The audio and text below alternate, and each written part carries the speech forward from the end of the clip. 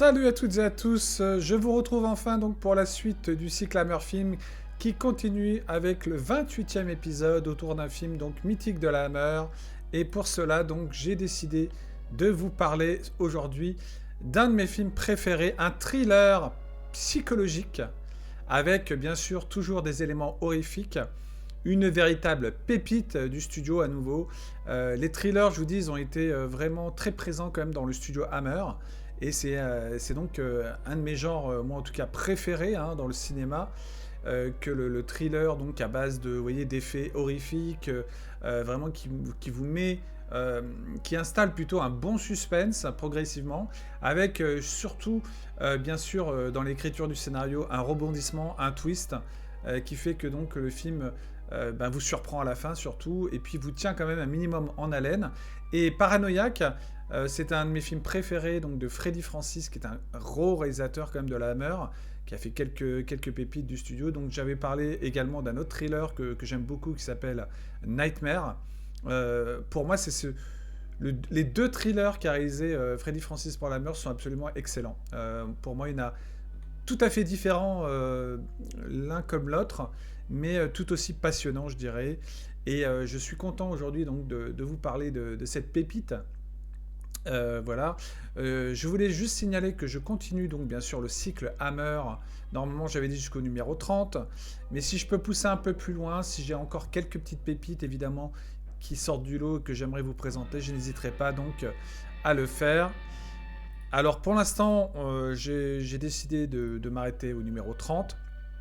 J'aviserai au 30e chapitre, au 30e et dernier épisode. Si j'estime qu'il y a d'autres films, si je peux aller, on va dire, un peu plus loin, je le ferai, il n'y a pas de souci. Alors, Paranoïaque, comme je l'ai dit à chaque fois dans ces vidéos consacrées donc à la Hammer Film, je vais revenir sur, bien sûr, l'histoire, donc de quoi nous parle ce film, et puis bien sûr, donc l'équipe, je dirais, qui a travaillé sur ce film, bien sûr, et puis également, bien sûr, le côté, on va dire, réalisation du film. Voilà, donc nous sommes donc en 1963 quand sort ce film, donc on est en plein boom, je dirais, des gros succès de la Hammer, avec les Dracula, les Frankenstein, Dr. Jekyll, etc. Et le studio donc essaie toujours bien sûr d'aborder vraiment des thèmes différents à travers le thriller. Il s'essaie à un genre cinématographique qui plaît beaucoup et qui donc va conforter pas mal, je dirais, d'une grande partie du public en Angleterre, puisqu'ils sont très friands justement de ce genre d'histoire, basée donc sur un suspense à rebondissement, avec un twist final bien trouvé. Alors ici, le film est tourné et sort en 63, il est tourné en noir et blanc, c'est sa particularité, et c'est encore une fois je dirais son atout principal, le fait de l'avoir tourné en noir et blanc, parce que ça confère, je vais vous mettre tout de suite un peu les images du film, ça confère vraiment une ambiance, une tonalité vraiment fantastique au film, puisqu'il y a toujours un petit élément fantastique. On n'est pas loin du slasher aussi dans ce film, on n'est pas loin donc d'une histoire à tiroir, évidemment. On est dans une histoire à tiroir, c'est clair. Alors je vais vous resituer juste un petit peu quand même l'histoire avec cette musique en fond donc qui est composée par Elizabeth Lutyens, voilà, qui a composé quelques autres films quand même de la Hammer, dont The Skull. Voilà, donc je vais vous resituer un peu donc le récit de Paranoïaque. Paranoïaque donc est un film qui se concentre autour de Simon, joué par Oliver Reed, et Eleanor Ashby, donc qui vivent dans leur vieille demeure ancestrale de la campagne anglaise. Simon donc lui veut hériter seul de la succession de leurs parents décédés et cherche à faire passer sa sœur donc pour malade mentale afin de la faire interner. Donc vous voyez, il y a peut-être une similitude un peu avec Nightmare, mais dans un autre registre, mais tout aussi bon, je veux dire, en termes d'écriture, parce que vous verrez que l'histoire vraiment est assez bien... Elle est bien trouvée, mais elle est surtout assez tordue, je dirais, dans le genre. Et donc, j'en étais où? Donc, il essaie de la faire interner. Soudain, donc, un homme mystérieux apparaît et prétend être le frère de Tony, mort 8 ans plus tôt. Donc, il avait alors laissé une note de suicide et apparemment sauté du haut d'une falaise du littoral. Éléonore le croit, mais Simon est sceptique. Il sait en effet que cet homme est un imposteur, car c'est lui qui a écrit la note de suicide avant d'assassiner son frère. Voilà, donc, j'en dis pas plus. Vous verrez par la suite si vous découvrez ce film, et j'espère vraiment que vous allez le découvrir, sur un scénario, donc comme je dis, souvent très brillamment, je dirais, rédigé. Et ici, c'est une fois encore Jimmy Sangster, qui est un grand scénariste de la Hammer, et qui est aussi un réalisateur occasionnel de la Hammer, qui a fait quelques petits films sympas. Pour la Hammer, il en a fait 3 de toute façon. Il a fait Les Horreurs de Frankenstein, La Soif du Vampire, sans doute sur lequel je reviendrai, ou peut-être Les Horreurs de Frankenstein, et Sueur froide dans la nuit, dont j'ai déjà parlé dans ce cycle Hammer, que je vous recommande vivement, qui est un excellent thriller à suspense également, avec un twist final non moins génial. Alors, donc, ce film réalisé par Freddy Francis, qui donc, comme je l'avais déjà dit dans la précédente vidéo, sera le futur directeur photo de Elephant Man. C'est avant tout donc un directeur photo, Freddy Francis, qui a fait quand même pas mal de films aussi. Mais pas que pour la Hammer, il a également signé des films pour le studio rival dans l'épouvante, à savoir Amicus Productions. Et puis, il a commencé dès fin des années 50, en 56, Freddy Francis. Mais il s'est surtout fait remarquer donc, en tant que directeur photo à travers vraiment beaucoup de films, dont le film de David Lynch, le chef-d'œuvre de David Lynch. Et puis en tant que réalisateur, il a fait quand même facile au moins 25 films, donc beaucoup pour la Hammer ainsi que le studio Amicus. Et puis dans les derniers, son dernier film remonte à 87, ça s'appelait Dark Tower. Et son avant-dernier, dont je parlerai peut-être, mais je ne pense pas que ce soit une production Hammer, ça s'appelait Le Docteur et les Assassins. C'est un de mes films préférés de Freddy Francis, vraiment que je vous conseille. Alors, pour le film donc Paranoïaque, alors, il faut souligner déjà la distribution excellente du film avec Oliver Reed, qui justement a tourné 3 films pour la Hammer, dont le premier, donc La Nuit du Loup-Garou, en 61, avec Terence Fisher. Et puis là, donc, comme il s'était fait remarquer avec La Nuit du Loup-Garou, le studio Hammer donc, lui donne une nouvelle opportunité, à travers donc, la réalisation de Freddy Francis, de se mettre en vedette. Donc, Oliver Reed voilà, donc, fait ce film. Et puis, surtout, dans le même temps, il fait un autre film dont j'ai parlé juste avant, qui s'appelait un excellent film de science-fiction, qui s'appelle Les Damnés de Joseph Losey, dont je vous ai parlé avant celui-ci, avant Paranoïaque. Et donc, Oliver Reed donc, est un acteur qui est vraiment un acteur anglais qui est vraiment très doué, qui malheureusement est parti un peu tôt dans sa carrière, à l'âge de 61 ans, mais qui a fait des très très grands films. On retrouve également Janet Scott dans le rôle de sa sœur, et Alexander Davion, qui est moins connu, mais qui joue l'homme mystérieux. Voilà. Alors, quand on regarde les photos de ce film, de Paranoïaque, on s'aperçoit ici, par exemple, vous voyez l'image avec l'espèce de personnage avec ce masque étrange. Voilà, c'est une des images, je dirais, marquantes du film. C'est ce personnage avec ce masque qui fait partie, entre autres, des cauchemars du héros joué par Oliver Reed. Donc c'est vraiment, comme je dis, une histoire dont je ne peux pas vous révéler trop de choses, parce que je préférais quand même, encore une fois, ne pas spoiler le film, même si c'est un vieux film. Je préférais quand même, pour ceux qui ne l'auraient jamais vu, éviter de spoiler, surtout la fin du film, bien sûr, mais spoiler l'intrigue principale qui est vraiment passionnante, je vous le dis. Tout repose sur un suspense, moi je dirais, bien dosé, qui confère vraiment pas mal de retournements de situation, enfin plus ou moins bien amené. Le film n'est pas très long, comme toujours chez la Hammer, 1h20, mais en 1h20, tout y est. Du début à la fin, le scénario tient la route. Pour moi, ça c'est mon avis personnel, comme vous le savez. Là, vous voyez cette personnage avec ce masque étrange, même assez flippant. Moi, je me rappelle que quand je l'ai vu, la toute première fois, je devais avoir 15 ans, ce film. Et j'étais passionné par les films de la Hammer, que je découvrais étant gamin, étant adolescent. Et je me rappelle que ce masque m'avait fait faire des cauchemars. Bon, plus maintenant, parce que je suis blindé au niveau des films thrillers à suspense, films effrayants et tout. Je suis assez blindé quand même au niveau horrifique.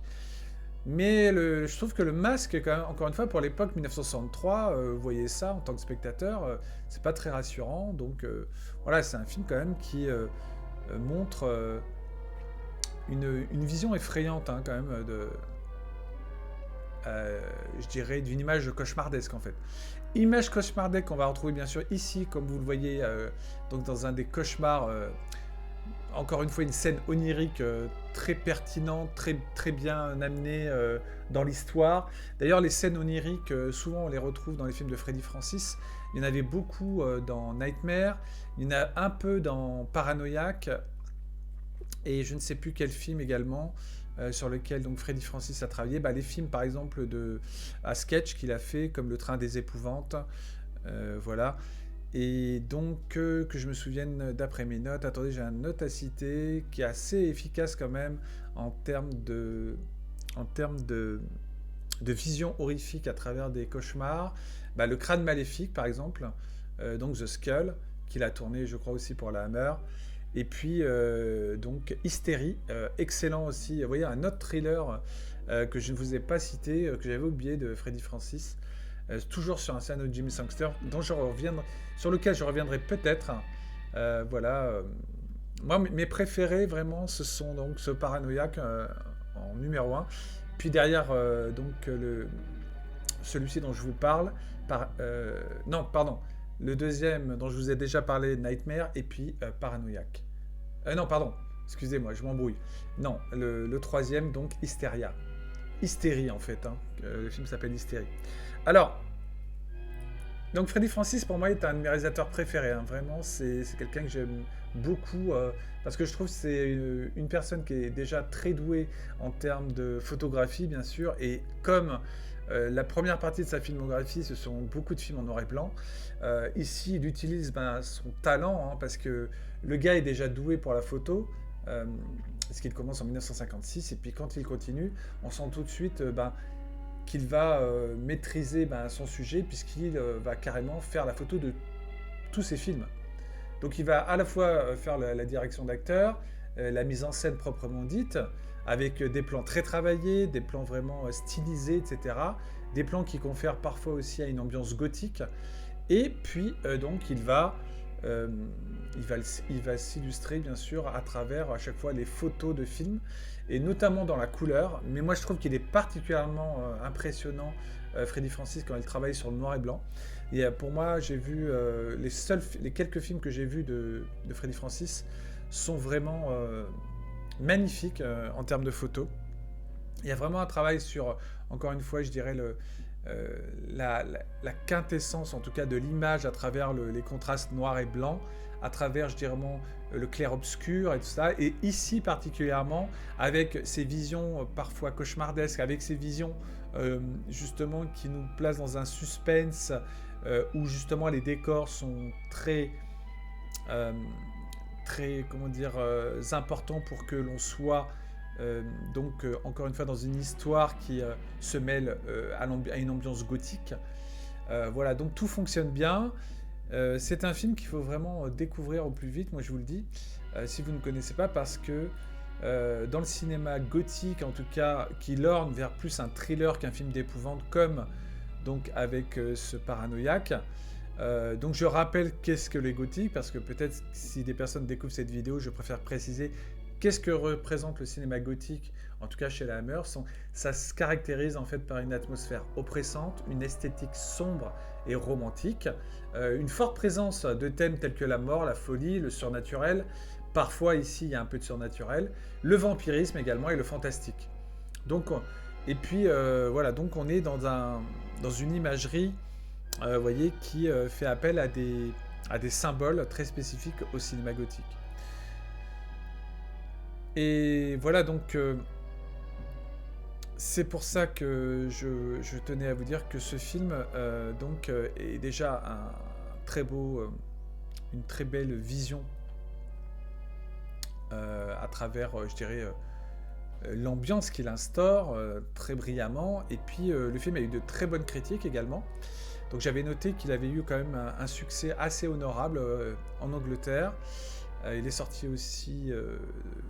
également en France, d'après mes notes, et il avait plutôt bien marché en tout cas en Angleterre. Et c'est pour ça que d'ailleurs Freddy Francis enchaînera avec un autre thriller, et puis avec Hysteria également. Il a réalisé quelques films vraiment à la suite comme ça, sur ce thème-là. Oui, puisque après Paranoïaque, il va signer donc Nightmare, il va signer Hystérie en 65, Le Crâne Maléfique également la même année, et puis surtout Poupée de cendre aussi, qui est un film absolument brillant, alors là, qui n'est pas produit par la Hammer, mais sur lequel je reviendrai si un jour je vous fais un spécial Amicus, mais je pense que je le ferai parce que ce studio, je vous l'ai dit, en vaut également la peine, parce qu'il y a quand même de belles pépites. Et pour Freddy Francis, je terminerai d'ailleurs peut-être cette partie Hammer avec lui, avec un film que j'adore, un film de vampire avec Christopher Lee évidemment, un de mes Dracula préférés, Dracula et les femmes. Voilà, Dracula Eyes Risen from the Grave, de son titre original, qui est un de mes Dracula préférés avec Christopher Lee. Voilà, mais en tout cas, pour Paranoïaque, donc il faut savoir que ce film a été réalisé donc, en intérieur et en extérieur. Les extérieurs sont tous vraiment tournés en décor naturel. Les intérieurs sont reproduits dans un immense manoir également, qui est absolument, comme je l'ai dit, ambiance gothique, hein, qui confère vraiment ce cachet particulier qu'a le film. Voilà, donc même si Freddy Francis a réalisé de nombreux films de série B pour la Hammer, il n'en reste pas moins qu'il est quand même un directeur de photo très reconnu et qui a brillé en termes justement de composition, je dirais, de cadre, de plan, avec une lumière toujours très travaillée, surtout sur le noir et blanc, avec vraiment cette ambiance qu'il arrive oppressante, en tout cas dans Paranoïaque, grâce au noir et blanc, qui confère un statut vraiment magnifique à l'ambiance du film, à l'atmosphère particulière justement que dégage le film. Et en 1h20, c'est bien. C'est ça qui est fabuleux avec la Hammer, c'est que moi, c'est ce que j'aime aussi, c'est qu'à l'époque, on faisait pas des films de 2 heures en 1h20, 1h25, 1h30 maximum, voire un peu plus. Les films les plus longs de la Hammer, c'est 1h40, 1h45 maximum. Donc, vous voyez, voilà, c'est aussi, je dirais, un gage de qualité de faire.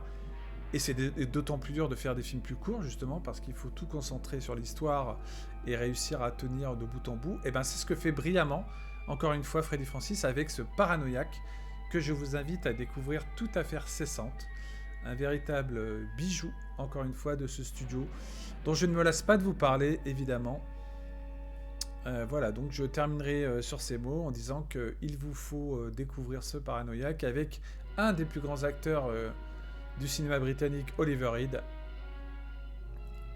Inoubliable Oliver Reed. Et puis voilà quoi, donc faites vraiment l'effort de vous pencher sur ce film. Et puis moi, il me reste plus qu'à vous souhaiter donc une